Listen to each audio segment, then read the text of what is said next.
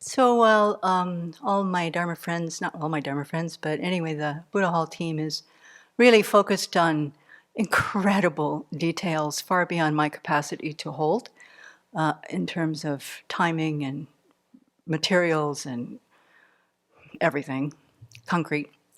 My role in guiding communications about the Abbey in general has had me thinking in a much kind of bigger way about what we're doing in building the Buddha Hall and why we're doing it.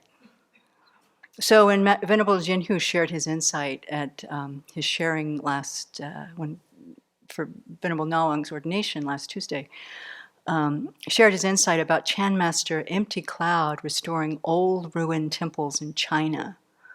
It just hit me like, it was something. I went to the thesaurus. What was the word? I was moved, but way more than moved. I was stunned, but stunned is kind of big. Somewhere between stunned and moved, transported. I think he was sharing an essence of something that I've been trying to understand for a long time. And I wanted to talk about that today. So I'll review his story in a minute for anyone who wasn't here. But I wanted to go back to about 10 years ago, when I've been thinking about this really since then, when we first learned about the Gebchak nuns who are in this remote region of Nangchen in eastern Tibet. And someone gave us a documentary called Blessings the story is really about their interaction with a group of Western women who came with Sokni Rinpoche to meet them. But the story of the nuns themselves is, of course, what totally captivated me. I mean, the situation was that the first Sokni Rinpoche in the 1800s wanted to give women equal opportunity to practice as men. And this particular region apparently is well known for its yogis, its masterful practice.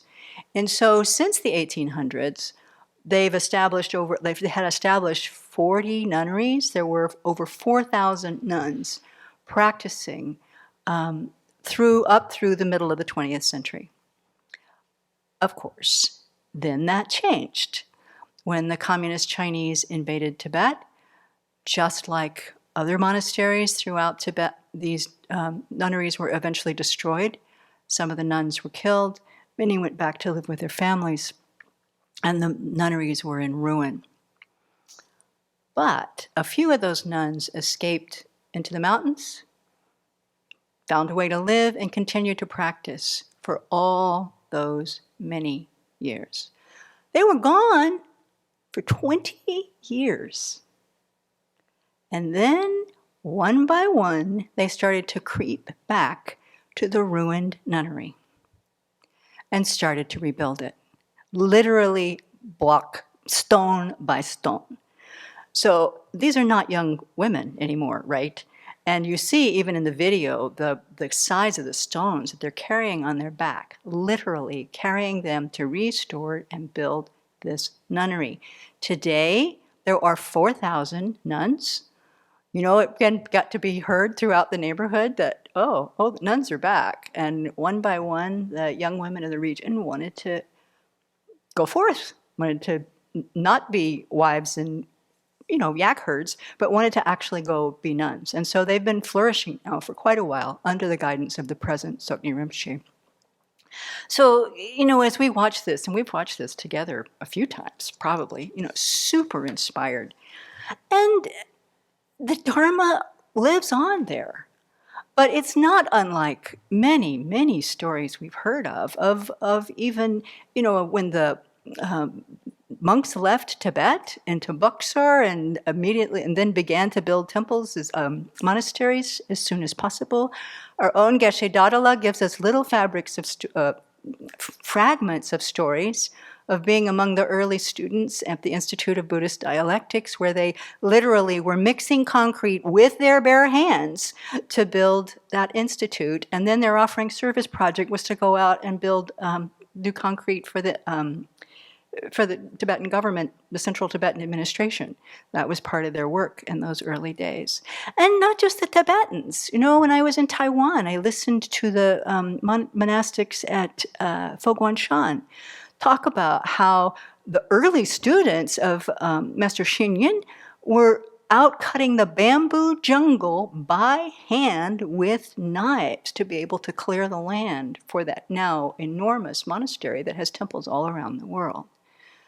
Building and rebuilding to preserve the Dharma.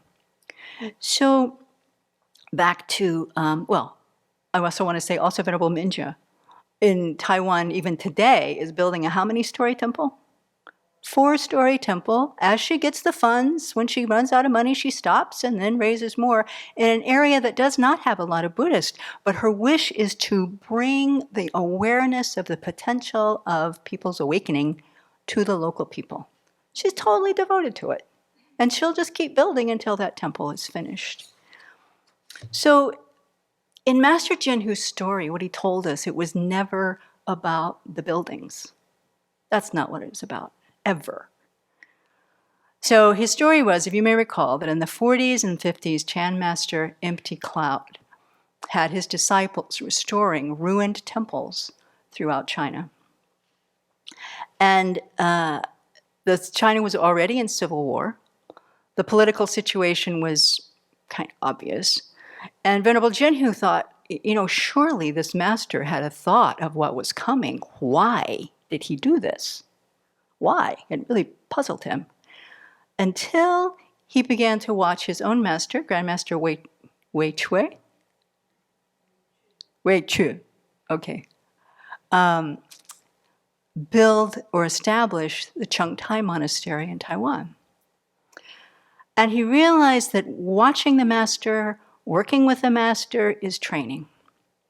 It's all about training the disciples' capacity, training our minds, honing the motivation to be able to build the Dharma not just for ourselves, not even just for the present moment, but with the view of this long-term preservation of the very teachings of the Buddha, this compassion and wisdom that will liberate all of us from all of these wars. From all of this repression. I mean, somehow the very things that cause us to go out and kill each other, to go out and tear down buildings, can only be overcome by what the Buddha has taught us. And to whatever extent we've internalized that, we'll carry it forward and share it with others. And so, sure enough, like the Gebchak nuns, after things had settled down, they returned. The disciples of Chan Master Empty Cloud returned to China after things had settled out and began to restore those temples again, to bring the Dharma again. So in these places, maybe not Taiwan, but in Tibet and in China, the Dharma has flourished for hundreds and hundreds and hundreds and hundreds and hundreds of years, right? There's already a flow, even if it's repressed and smashed, there's something there that can rise up. So, we live in the Wild West. We don't actually have that. It's not in the land. It's not in the dirt. It's not in the, ruins around here. We're carving something new, but the motivation is the same. And I am sure you all notice whenever we recite the stages of the prayer dedication from Lama Tsongkhapa, in that paragraph where he says, in regions where the supreme precious teaching has not spread, or where it has spread but then declined, with my heart deeply moved by great compassion, may I illumine this treasure of happiness and benefit. Whether that's the guiding force of our teacher, literally, I don't know, but that's what we're doing. In regions where the Dharma has not spread but then declined, may we illumine the treasure of happiness and benefit. So that's what we're doing. And it's not just the monastics here, it's not just anybody who visits here. Every single person who has some contact with bringing the Abbey into existence, supporting the practice, who comes here to train and study and understand, and who's amazed at the hole in the ground back here that is now filling up with concrete, not done with bare hands, but with good machines, that will become a temple and a beautiful place for practice. And it's not about the building. It's about what happens in the building. Oh, I was going to do this. Venerable Tarpa has a quote, I think it's Venerable Tarpa, at the bottom of her emails by Ajahn Chah, I think, who says it's easy to build. Ajahn Anan.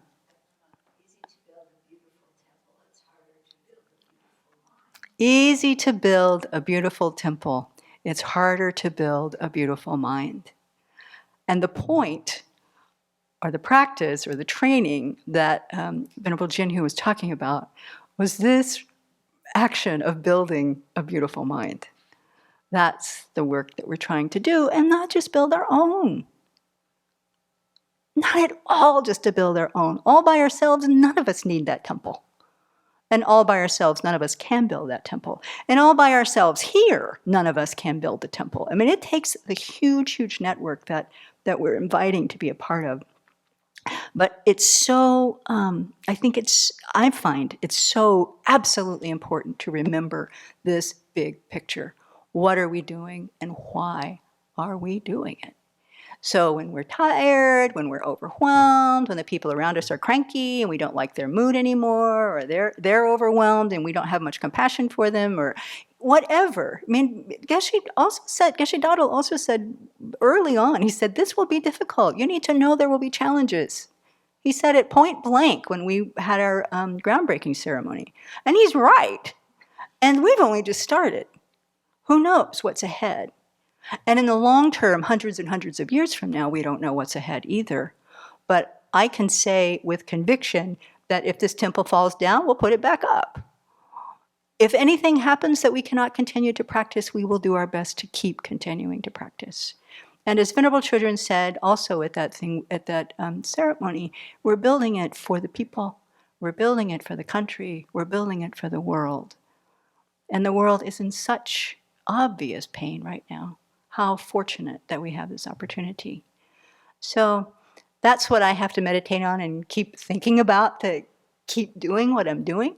But his story was so inspiring. I wanted to just bring all these pieces together to help us hold this with a big, big, big view. And then, no big deal. It's hard, so what?